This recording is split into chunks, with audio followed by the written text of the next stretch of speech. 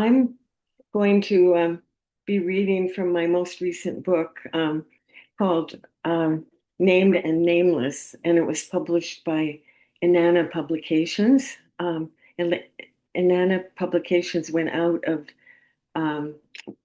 business when I signed a contract for this, and then they resurrected and they uh, uh, got in touch with me and said, "We want to publish this book now." And so it came out in August of this year. And I'll show you that. I'm going to start by showing you the cover. Can you all see the cover? Yeah. So basically, I wanted to explain why it's called Named and Nameless, and also that the figure on the cover is a picture of the goddess Inanna. And a lot of people don't know that much about her. She was way before the Greek mythology. And I also, this is called Inanna Publications, so they like that. And I'm going to just read a couple of epigraphs that kind of explain the title. So I'm going to read just two of them. There's um, there's three, but one's a bit longer than the others. So this one is from Lao Tzu from the Tao Te Ching. Um, he was a Chinese writer in the fourth century BC, and he has a long poem of 81 verses, and he's very interested in how to live in the world and so on. So I'm just going to read the quote. The Tao that can be told is not the eternal Tao. The name that can be named is not the eternal name. The nameless is the beginning of heaven and earth. The named is the mother of 10,000 things. And what I like about that is the use of the name and the nameless. And for me, it's like yin yang, where part of you is just uh, oh, absent from speech, and the other is full of it. So, but they're one because they're a circle. They're both and instead of either or. And then the final quote that really gave me the title was from Leonard Cohen. But there was nothing left between the nameless and the name. Leonard Cohen, from his song Love Itself. If you look it up, it's quite a nice poem. So I'm going to move on from there and I'll get back to some of that later. So I'm going to be starting from the first, there's three sections. And the first one is titled Naming. And this is the first poem in the book. Who am I? Conscientious and impulsive, child singing arias in an apple tree, transparent apples gathered in my lap, russet and green, bough born, cosmos throne, constricted and flourishing, enthroned in a place of crossed limbs, startled, looking around, curious, fearful, bold, singing unheard hymns to unseen host from inside a tree. There's the tree thing. And um, this actually happened to me when I was 7 years old. I climbed up into the apple tree in our backyard and sat in a branch and um, started singing. And I thought maybe the neighbor next door would, in the backyard, on her backyard, would hear me singing. I think I was an opera star. um, And it turns out that I became a poet instead. But I do like to sing in the shower. Okay, and the next one is Who is she? A woman rises, craving coffee, yogurt, bananas, chocolate, flicks on her computer, multitasks, checks her to-do list while pursuing some pointed self-examination till her I am interrupts, points to the Douglas fir outside her kitchen window, a tree whose only sentence is sentience. There's another tree that's alive. And this one is kind of unusual. It's called The Bespectacled Child. What if, in one of those dreams that seems more than a dream, you find yourself speculating about a pearl of great price, hidden in everyone's core? Wonder how, even though we're all divine, suffering prevails when a nearsighted, bespectacled child resembling Harry Potter, perhaps a young Gandhi or Simone Weil with round wire rims, settles beside you on the sofa, queries, "Why are you dreaming pearls tonight?" "Why not?" The child removes her spectacles, searches your eyes, speaks. "When I gaze into your body, I see cells like living pearls, constantly reforming. Each cell a midnight sun, dark brightness sprawling across space. Stars, monkeys, dogs, slugs, trees, stones, particles, no particles, pearls, atoms, waves, cradled in spiraling spheres, venturing, curious, open-hearted." And let's see. Yeah, um, I think I'll move on to the next section, the last poem in this first section. It's a glosa. Does anyone know what a glosa is? You can ask yourself, but I'll explain it. Um, PK Page got me into glosas, and you you take another writer's lines, normally poets, and put them at the beginning as in a kind of epigraph, and then in your stanzas, the those lines become the last line of each stanza of your poem. So the author is Pablo Neruda, a Latin American poet, from his poem Gautama Christ. And Gautama is a name for Buddha. So he's kind of combining the Buddha and Jesus. It's kind of interesting. When we thrust or hurl these bounded names, mysterious as dark matter, when we touch these sacred but exhausted signs, symbols, signatures, moon pointers, smart bombs may smartly strike, but sometimes names, these wounded, scattered petals, find soul soil, manifest mystery, break from points of nothingness, which have come out of oceans of love and fear. Then we cup them in our hands, turn them over like seashells, listen to their layered soundings where something still remains, a sip of water. Could you hear the difference between the lines? Okay, I'm moving on to the second section, which is called Named and Unnaming. And um, I am going to read, let's see, just three. And I'm reading bird poems here, and then another one about a sturgeon. Craning, Derby Reach, Langley.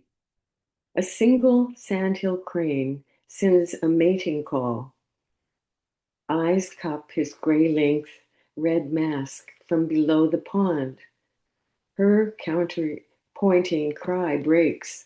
I am that, I am that. Just so a pair of sandhill cranes throws me asunder, ears crane to hear. And this one is about a heron. And I live near the Fraser River, and there's a, a creek that goes from the Fraser, and there's a path there where you can walk above the creek. And at certain times of year, there's quite a few herons, and sometimes fewer. Imprint me in a heron's dream. Heron seems to be napping on the job, lazy, contemplative, standing knee-deep in the flowing creek. Neck folds into the S of her back. Yellow needle beak flashes fire. Fish stashed whole down throat's corridor. She, a moving grace, head crowned with black plume. Light blue, dark blue, flash of wings. A whoosh, the shape of wind. Night finds her nestled in a furze fork. Sentinel, what do her lucid dreams forebode? Let me curl in the loop of her curves. Dream with her, still one, ancient, close, yet always disappearing. Okay, and this one is a bit longer, and it's called Sturgeon Visitations, and it's in two parts. And near our house, in the some of the creeks, a bigger one, this actually happened a while ago. One, floating in a red canoe on a tributary of the Fraser, night mooning, moon drifting, we are terrifically jolted by roiling waves. Below, as ancient stirrings, dragon sine waves, ogopogo, we chitter. Later, discover sturgeon bides here, whose ancestors emerged 65,000 years ago. Waterway scanners, deep dreamers, trolling by scent, soft-mouthed biters of mollusks, crustaceans, some 11 feet, 1,000 pounds. White sturgeons foreshortened home still these Fraser waterways. 2. What suffers in you, in us? Your armor scales unavailing against pesticides, gravel mining, diking, dredging, urban sprawl, catch and release fishing, poaching, our appetite for the delicacy of your eggs, both Jonah and Ark in your own vast body, juveniles not maturing, ancient of days swims in a humanoid dungeon. We are diminished, blind to your calm dark. Is the eye by which we see you the eye by which you see us? Clouded, darkened, unknowingly interspecied, we are one, lost in your troubled equanimity, slow time of motions alive in poisoned streams. And so these are environmental issues, and my husband's an environmental lawyer, and we work together. I through art, and he through um, uh, it's helping other environmental agencies and working uh, for overcoming clear cuts in UC. Okay, I'm going to move to the last section, which is the Inanna section. And it is the title of the last section is Named and Nameless, the same as the cover. And I'm going to read you a little bit about Inanna before I read the first Inanna poem. Because a lot of people don't know that much about her. So she's an ancient Mesopotamian goddess of love, war, and fertility, queen of heaven, associated with Venus. That was later when Venus, was what came with the Greeks. Um, in Sumer, now south central Iraq, during the Uruk period, 4000 to 31,000 BCE, the stories about her were prehistoric, presented in oral rather than written form. The most famous oral myth about her is her descent into and return from the Mesopotamian underworld. She appeared on a vase in about 3000 BC, and in 2600, the stories about her were inscribed in literary text. And just a bit about the stories. The Sumerian myth of Inanna's descent into the underworld tells of the goddess's journey to the land of the dead to usurp her sister Erishigal, the queen of the underworld. At each of the seven gates, Inanna is forced to shed an item of her divine clothing and jewelry, arriving naked and stripped of her power. Then she is killed and her body hung on a hook. But the god Enki intervenes, resuscitating her with the food and water of life. Upon her return, demons demand a replacement, and Inanna chooses her husband Dumazi for the underworld, leading to the myth's symbolic explanation of the seasonal cycle when his sister Geshe-Nana agrees to spend half the year in his place. It reminds me a bit of the Persephone and Demeter um, myth, where um, Demeter's daughter ends up getting abducted by Hades and taken down into the underworld as his wife. And then, but in the spring, she can come back and visit her mother. So there's that. I can see some parallels there. So I'm going to read the first Inanna poem. Deep in subterranean realms sprawls Inanna, having descended into dungeons, darkened, wounded, smudged, smeared, disarmed, naked, removes bracelets, charms, beads of lapis lazuli, divests herself of investments, stocks, investitures, becoming the tearfulness of things, out of which bloom lily and rose, white lotus from the muck. Yet out of such birthings, beauty flies into the world as apple, grape, pomegranate, juice, flesh, bones, laughter, all out of the holy dark. And this is the second one. And um, I do like to look at ancient myths. When I was teaching English and creative writing at Douglas College, my students called me Miss McCaslin. and um, I also enjoyed working with them, and it was a great job for me to have. And I'm retired, of course. I'm 78 now. So this one is where instead of going back in time, I have Inanna come to our time and see what's going on right now. From the great below, she sets her mind on the great below. Wait, from the great above, she sets her mind on the great below. I jumped ahead there. From the descent of Inanna, Sumerian third dynasty of Ur. And it's two parts. The first one is free verse, and the second one is rhyming. One, why does she do it?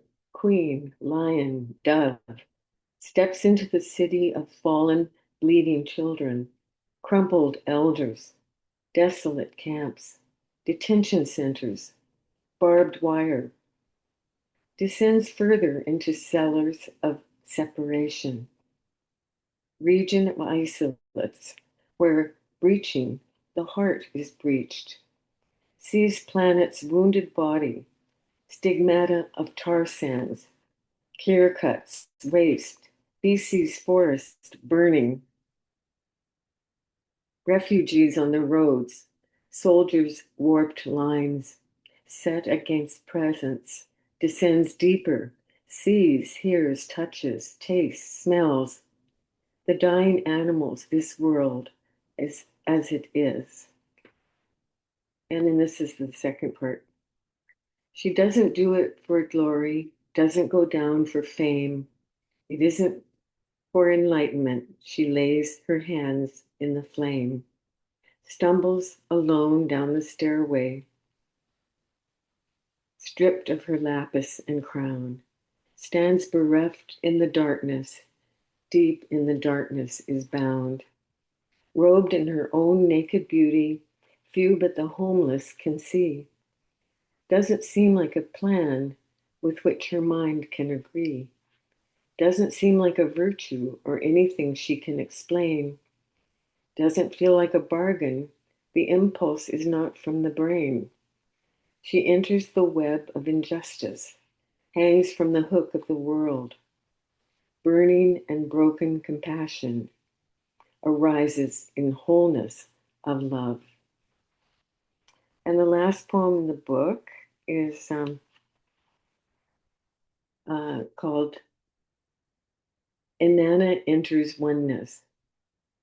Beyond time, Mother Inanna is she who descends, she who ascends, beside you, inside you, dipping her fingers in the spring of your heart, listening, singing, sing along, rise and fall with her, no harm.